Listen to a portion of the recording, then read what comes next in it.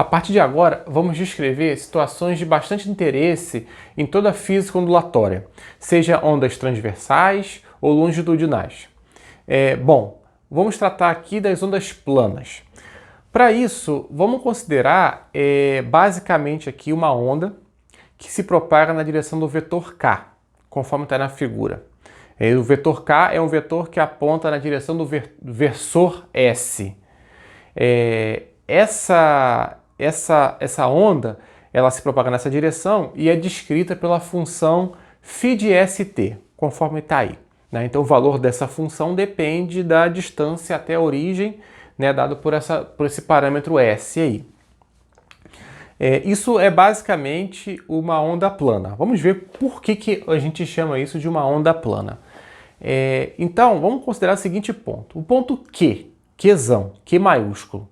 E vamos considerar também que o ponto Q, ele pertence a um plano alfa, conforme está aí. Então, esse plano alfa, ele é perpendicular ao vetor K. Consideremos também o ponto P, pertencente ao plano alfa. Então, P e Q, eles pertencem a um plano alfa. Então, se φ no ponto P for igual a φ no ponto Q, para qualquer lugar do ponto P no plano, a gente tem a chamada onda plana. Ou seja, como o próprio nome já diz, a onda é plana porque em qualquer ponto nesse plano alfa, em qualquer ponto, o valor da função vai ser igual ao valor da função no ponto Q. Então vamos seguir aqui um pouco mais, com um pouco de formalismo matemático. Vamos considerar aqui os vetores SR, que ligam os pontos P e Q, conforme está na figura. Observem o vetor S menos R. Ele é um vetor que pertence ao plano, que por sua vez, ele é perpendicular ao vetor K. Posto isso, a gente pode escrever, então, uma equação escalar, É uma equação do produto escalar. S menos R, escalar K, tem que ser igual a zero, porque esses vetores são ortogonais. Então, o produto escalar de dois vetores ortogonais é igual a zero. Vamos abrir um pouco essas equações. Então, basicamente, fazendo a distributiva, a gente obtém essa equação que está aí no slide agora. Kx, que multiplica Sx menos Rx, mais Ky, Sy menos Ry, e assim sucessivamente com Z.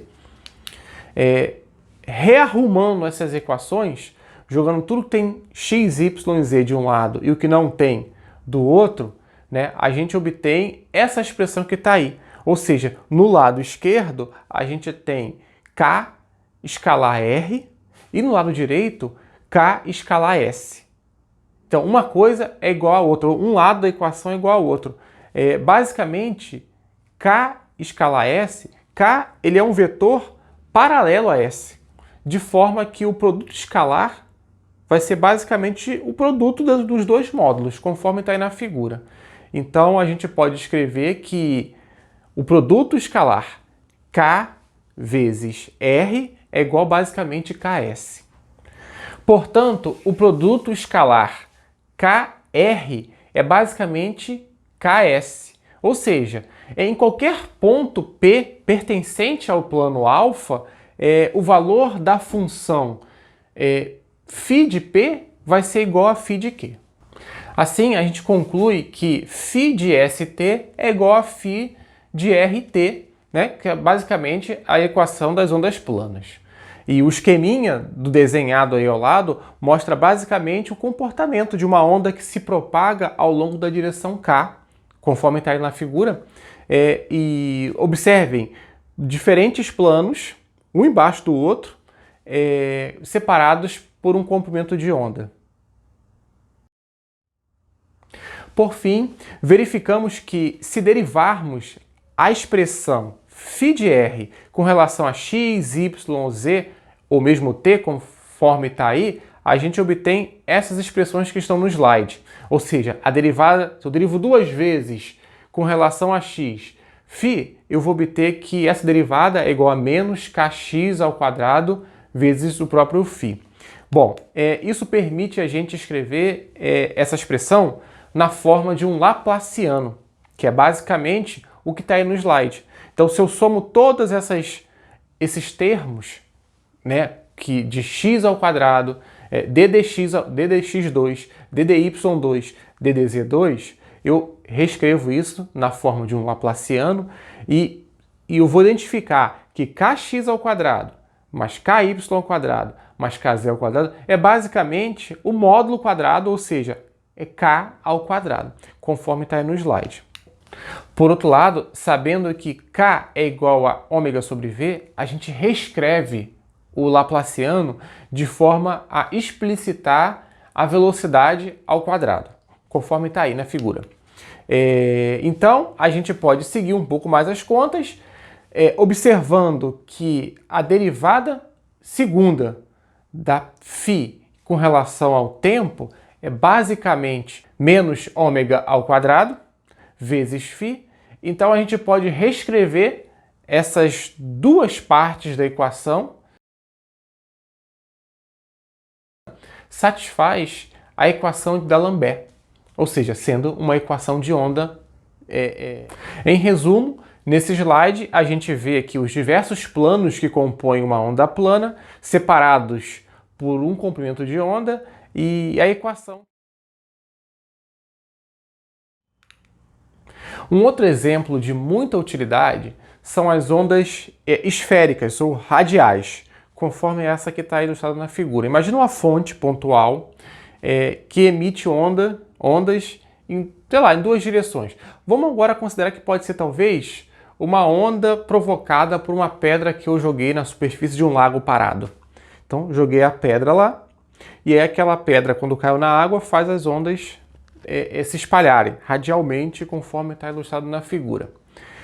Essa onda, ela é uma onda que se propaga e é descrita por essa equação que está aí no slide. A única diferença, ela basicamente é uma onda, ela é basicamente uma onda que a amplitude diminui com a distância à fonte. Então observem, a amplitude, eu botei A minúsculo sobre R, e R é a distância até a fonte. Normalmente, vamos usar esse modelo quando estivermos considerando o ponto de observação da onda muito maior do que as dimensões da fonte. Ou seja, a fonte é pequena com relação à distância entre o ponto de observação. Vamos considerar uma superfície esférica de área A igual a 4πr ao quadrado. Essa superfície esférica, ela engloba a fonte, conforme está ilustrado na figura. É uma superfície que eu tracejei de vermelho. Vou considerar a passagem da energia através dessa superfície. Bom, a energia média que atravessa essa superfície, ela é basicamente o produto da intensidade da fonte vezes a área. Então, toda a energia que sai da fonte, ela em algum momento ela vai atravessar essa área que está delimitada pela superfície S. E se essa fonte tem uma potência constante, essa energia, num dado intervalo de tempo, ela também vai ser constante. A energia que atravessa essa superfície também vai ser constante. Como a área ela vale 4πr ao quadrado, então a gente verifica que a intensidade, que é justamente na superfície S, ela é proporcional a 1 sobre r ao quadrado. Então a intensidade em qualquer ponto naquela superfície S, ela é proporcional, ela é inversamente proporcional ao quadrado da distância. Se a intensidade é proporcional ao quadrado da distância, a gente conclui. Essa descrição que acabamos de fazer, ela serve, obviamente, para situações no plano, por exemplo, na superfície da água de um lago, como uma lâmpada e eu vou olhar em toda a região ao seu redor, no espaço tridimensional. Normalmente, existe uma maneira de fazer isso mais completa, inclusive que considera, por exemplo, um meio anisotrópico, um meio que ele muda de acordo com a posição, de acordo com o ângulo, enfim. E quando isso acontece, a gente normalmente tem que usar a equação escrita em outras coordenadas. Isso facilita as análises. né? E quando a gente estiver tratando de um problema com simetria radial, por exemplo, a luz emitida por uma fonte pontual, a luz ela emana em todas as direções. Então esse é um problema que, a princípio, ele tem uma simetria radial, ou que ele é facilmente descrito por meio de coordenadas esféricas, conforme o que está aí no slide. E por meio das coordenadas esféricas, a gente também pode reescrever o Laplaciano, né? A gente viu o Laplaciano em termos de x, y, z. Se tivermos trabalhando com um problema em coordenadas esféricas, esse Laplaciano vai ter que depender das coordenadas esféricas, que são basicamente r, a distância até o ponto de observação, o ângulo θ e φ, conforme está aí na figura. Então a gente precisa transformar esse Laplaciano de x, y, z para r, θ, φ. Obviamente ele fica mais complexo, acaba sendo um problema mais complexo de se resolver matematicamente. Porém, ele é mais rico, porque você tem situações que você pode resolver de um problema de uma onda que se propaga em um meio que já não é mais isotrópico. Bom, no nosso caso aqui, a gente dificilmente vai trabalhar aqui nesse curso de ótica, a gente normalmente não vai trabalhar com problemas anisotrópicos. Porém, de qualquer maneira, é bom vocês saberem que existe essa possibilidade. E se o problema for isotrópico, como nós estamos tratando, ou seja, a luz se propaga igualmente em todas as direções, a função de onda, ou φ de r, depende basicamente da distância radial. E aí esse Laplaciano, ele basicamente vai ter apenas o primeiro termo, que é o termo que depende da variável r. Os termos em θ e em φ, eles são descartados em problemas cujos meios são isotrópicos. Como vimos, qualquer onda deve satisfazer a equação de ondas. Então, no caso unidimensional é mais simples, né? Por exemplo, se a onda ela se propaga na direção do eixo x, basicamente a equação fica d2 dx2 psi igual a 1 sobre v ao quadrado vezes d2 dt2 de psi. Essa é a equação de onda no caso unidimensional. Se eu tiver que considerar os casos bi e tridimensionais, temos que levar em conta o Laplaciano. E aí se vai ser esférico ou se vai ser cartesiano, enfim, vai depender do problema. Vamos seguir aqui com a solução de um problema no Laplaciano em coordenadas esféricas. Então, basicamente, a parte que nos interessa, sobretudo se o meio for isotrópico, em que não vai ter contribuição nem de θ nem de φ, é basicamente 1 sobre r ao quadrado, ddr, como está aí no slide. Então, se a gente implementa essas derivadas, essa expressão vai crescer, mas, de qualquer maneira, a gente vai usar a regra da cadeia, vai dividir em dois termos, que eles podem ser entendidos como sendo basicamente, ou seja, eles podem ser reescritos de forma a ficar igual a 1 sobre r vezes d2 dr2, o produto é r φ, como está aí no slide.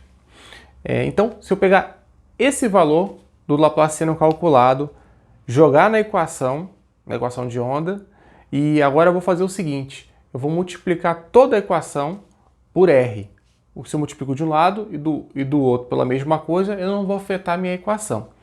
Então, fazendo esse produto com esse r que está indicado, a expressão ela pode ser escrita da maneira que está aí, que é basicamente a equação de onda. Quem é a onda nessa história toda aí? A onda ela é basicamente o produto r e φ.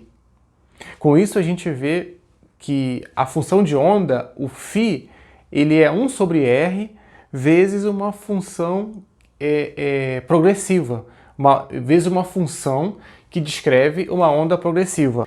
É uma onda com amplitude inversamente proporcional à distância à fonte. E assim terminamos essa videoaula. A explicação ficou clara para você? No nosso AVA você vai encontrar algumas tarefas relacionadas a esse conteúdo. Você vai encontrar também um espaço para você botar suas dúvidas. Nos vemos na próxima aula síncrona. Até breve.